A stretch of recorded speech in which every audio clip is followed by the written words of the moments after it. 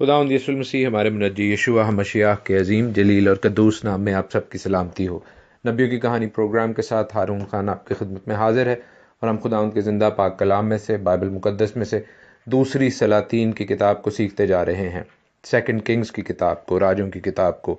24वां बाब 24th chapter और उस सिलसिले की दूसरी किस्त है। मसीह में मेरे अजीज़ों, हम खुदावंद के कलाम को शुक्रगुजारी के साथ, आजिज़ी के साथ, हलीमी के साथ और सीखने वाली पाक रूह के साथ रिसीव करते हैं, कबूल करते हैं और आप सबों के लिए सलामती की, बरकत की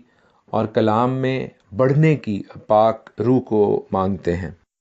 अजीज़ों, जैसे हमने 24वें बाब के हवाले से 24th चैप्टर के हवाले से सीखना शुरू किया तो हमने देखा कि यूसिया के जो बच्चे थे जो काफ़ी नाअहल साबित हुए, वो अब सल्तनत यहूदा के हुक्मरान हैं और उनमें से एक ने, यहोयाकीम ने, जो कि 3 बरस तक शाह बाबल का खादिम रहा और फिर लिखा है कि उसे मुनहरिफ हो गया, उसने शाह बाबल से मार खाई। क्यों मार खाई, क्या रीज़न थी, क्या वजूहात थी, और यहाँ से मैंने आपको बताया कि एक सीरीज़ ऑफ रेड्स, एक लगातार मुसलसल जो बाबली बादशाहों के हमलों की सीरीज़ है वो शुरू हो जाएगी। एक दफ़ा में नहीं शाह बाबल ने आकर यहूदा को मारा, बल्कि कई दफ़ा वो इनको मारता, लूटता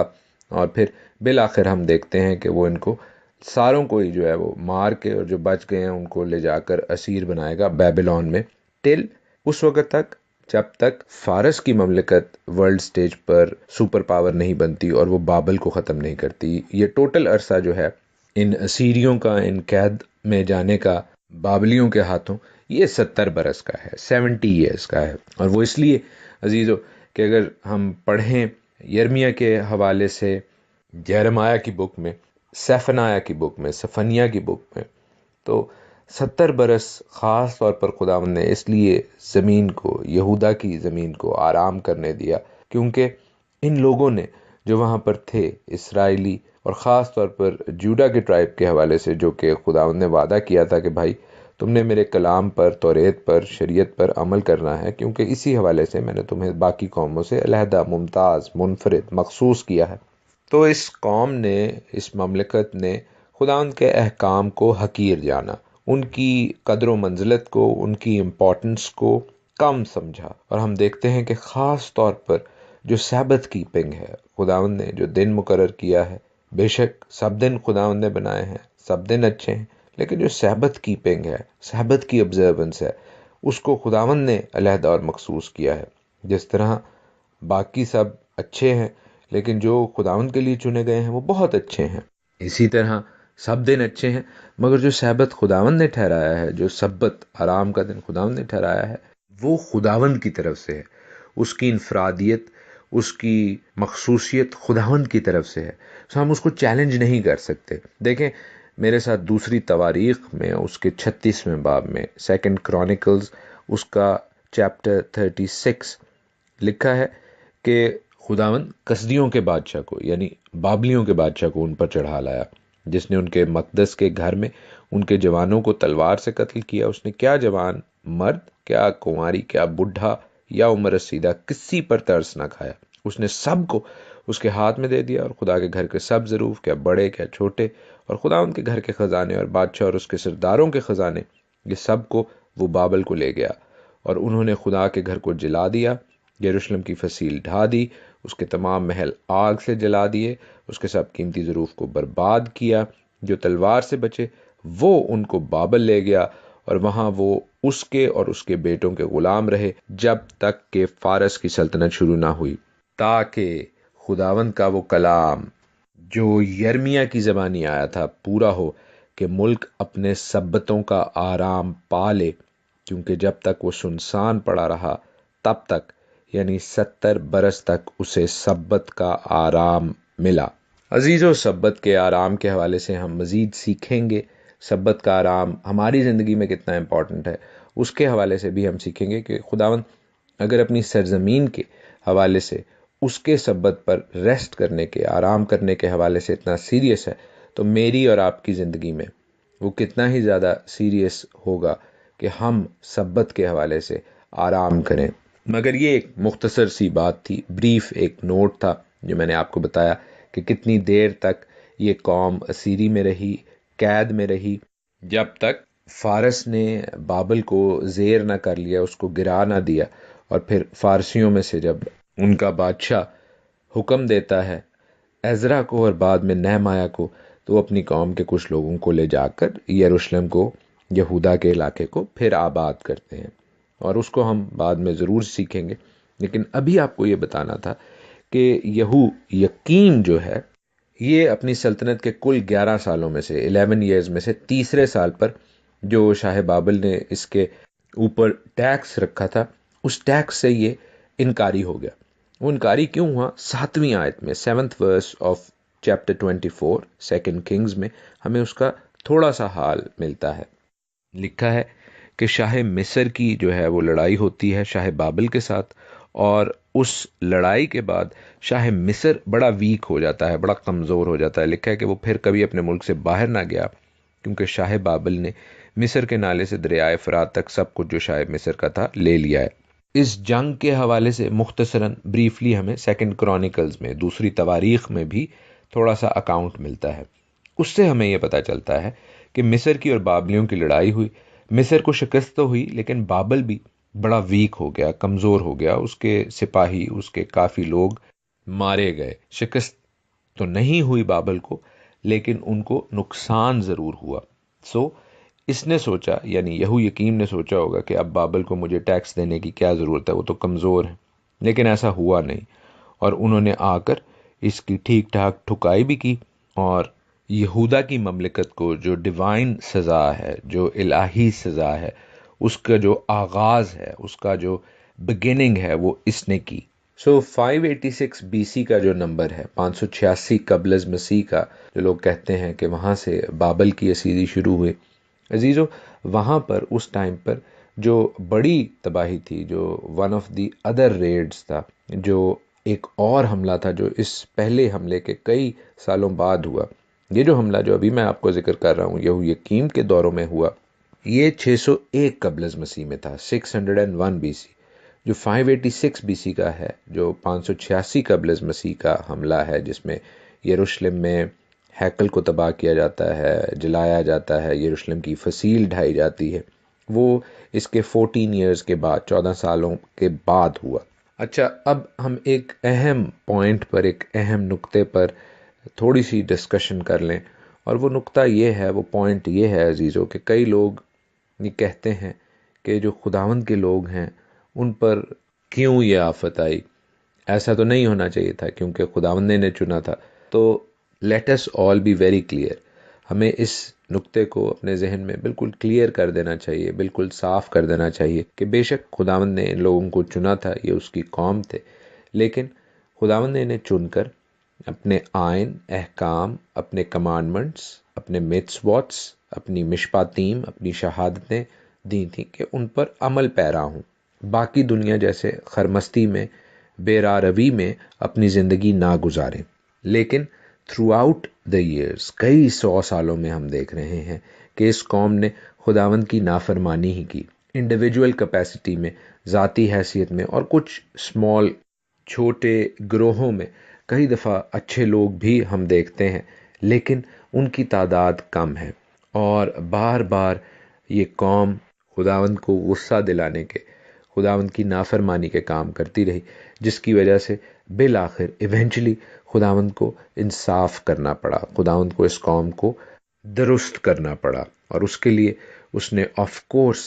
سختی کا راستہ چنا۔ عزیزو، that brings us to this reality, یہ ہمیں اس حقیقت سے آشکارا کرتی ہے بات کہ یہ پیٹرن، یہ ماڈل، یہ نمونہ، یہ گاڈ پرنسپل، یہ الہی قانون ان تمام لوگوں کے لیے بھی واجب ہے، اپلیکیبل ہے، جو آج خداوند کی صلیب کو، خداوند یسوع المسیح کے لہو کو قبول تو کر لیتے ہیں، اس کی بڑی فتح کو جو اس نے کوہ کلوری پر حاصل کی ایکسیپٹ کرتے ہیں اپنی زندگیوں میں، لیکن پھر اپنی عادات و اطوار کو بدلنے کے لیے، اپنی لائف سٹائل کو بدلنے کے لیے جس کو خداوند کے کلام کی روشنی میں ہونا چاہیے، جس کو خداوند کے آئین، خداوند کے احکام کی روشنی میں ہونا چاہیے، اس کے لیے وہ تیار نہیں ہوتے۔ تو عزیزو، ایسے لوگوں کے لیے بھی سختی کا، ججمنٹ کا، تادیب کا اور درستی کا کوڑا تیار ہے۔ صرف خداوند کی صبر کا پیمانہ لبریز ہونے کی بات ہے۔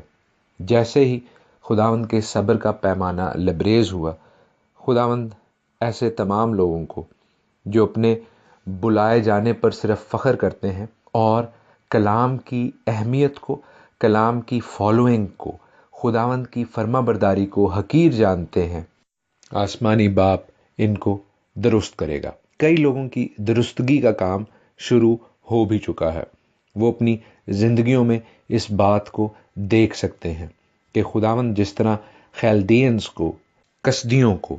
بابلیوں کو استعمال کرتا ہے یہودا کے خلاف، اسی طرح خداوند دوسری غیر قوموں کو اور ایسے اور کئی سچویشنز اور حالات کو ایسے لوگوں کے خلاف استعمال کر سکتا ہے جو خداوند کی نافرمانی پر، خداوند کی ڈس اوبیڈینس پر بضد ہیں، اٹے ہوئے ہیں، کلام کو، توریت کو، شریعت کو، خداوند کی شریعت کو ناچیز جانتے ہیں، اسے پرانا، منسوخ، ختم شدہ کہہ کر خداوند کے سچے خادموں کی نہیں، خداوند کی تحقیر اور بے عزتی کرتے ہیں۔ انہیں اس چیز کے اندازہ کرنے کی ضرورت ہے، انہیں اس چیز کو سمجھنے کی ضرورت ہے کہ ان کی یہ ضد، ان کی یہ خداوند کے کلام سے نافرمانی کا ایٹیٹیوڈ نہ صرف انہیں بلکہ ان کے خاندانوں کو بھی تباہ اور برباد کر دے گا۔ خداوند کے حوالے سے عزیزو، جو بے شک لو اینڈ مرسی اینڈ سیلویشن یعنی محبت اور رحم اور نجات اور ہیلنگ یعنی شفا کا بانی ہے، کئی دفعہ یہ خیال پیش کیا جاتا ہے کہ جو مرضی کر لے، یہ ہوتے فضل دہی خدا ہے۔ عزیزو، اس کے فضل کو، اس کے تحمل کو حقیر مت جانے۔ وہ رات اور ججمنٹ یعنی غصے اور انصاف کرنے کا خدا بھی ہے۔ وہ غیور خدا ہے، کیونکہ ہم ریویلیشن 19 میں پڑھتے ہیں، مکاشفہ کے 19ویں باب میں، پھر میں نے آسمان کو کھلا ہوا دیکھا اور کیا دیکھتا ہوں کہ ایک سفید گھوڑا ہے اور اس پر ایک سوار ہے جو سچا اور برحق کہلاتا ہے، اور وہ راستی کے ساتھ انصاف اور لڑائی کرتا ہے، اور اس کی آنکھیں آگ کے شعلے ہیں، اور اس کے سر پر بہت سے تاج ہیں، اور اس کا ایک نام لکھا ہوا ہے جسے اس کے سوا اور کوئی نہیں جانتا، اور وہ خون کی چھڑکی ہوئی پوشاک پہنے ہوئے ہے، اور اس کا نام کلام خدا کہلاتا ہے، اور آسمان کی فوجیں سفید گھوڑوں پر سوار اور سفید اور صاف مہین قطانی کپڑے پہنے ہوئے اس کے پیچھے پیچھے ہیں، اور قوموں کے مارنے کے لیے اس کے منہ سے ایک تیز تلوار نکلتی ہے، اور وہ لوہے کے عصا سے ان پر حکومت کرے گا، اور قادر مطلق خدا کے سخت غضب کی مے کے حوض میں انگور روندے گا، اور اس کی پوشاک اور ران پر یہ نام لکھا ہوا ہے، بادشاہوں کا بادشاہ اور خداوندوں کا خداوند۔ پھر میں نے ایک فرشتہ کو آفتاب پر کھڑے ہوئے دیکھا، اور اس نے بڑی آواز سے چلا کر آسمان میں کے سب اڑنے والے پرندوں سے کہا، آؤ خدا کی بڑی ضیافت میں شریک ہونے کے لیے جمع ہو جاؤ، تاکہ تم بادشاہوں کا گوشت اور فوجی سرداروں کا گوشت اور زوراوروں کا گوشت اور گھوڑوں اور ان کے سواروں کا گوشت اور سب آدمیوں کا گوشت کھاؤ، خواہ آزاد ہوں، خواہ غلام، خواہ چھوٹے، خواہ بڑے۔ آمین۔ عزیزو، خداوند یسوع المسیح بے شک پیار، محبت، امن، آشتی کے شہزادے ہیں، لیکن جب وہ اپنی دوسری آمد میں آئیں گے تو وہ اپنے انصاف کا اور اپنے غصے اور غیرت کا بھی اظہار کریں گے، کیونکہ یہ بھی خداوند تعالیٰ کی صفات کے، ذات کے حصے ہیں، اور اگر لوگ اس بات سے ناواقف ہیں یا اپنی آنکھوں پر کے پردے کو نہیں دیکھ سکتے، تو عزیزو، میں اس پردے کو اٹھائے دیتا ہوں۔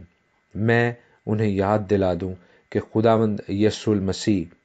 بادشاہوں کا بادشاہ، خداوندوں کا خداوند، لوہے کے عصا سے ان پر حکومت کرنے اور قادر مطلق خدا کے سخت غضب کی مے کے حوض میں انگور روندنے آنے والا ہے۔ آئیے اپنی زندگیوں کا جائزہ لیں اور ان تمام بری روایات کو جو کہ خداوند کے کلام کے منافی ہیں، خداوند کی شریعت، خداوند کی توریت کے اگینسٹ ہیں، خلاف ہیں، ان کو ترک کریں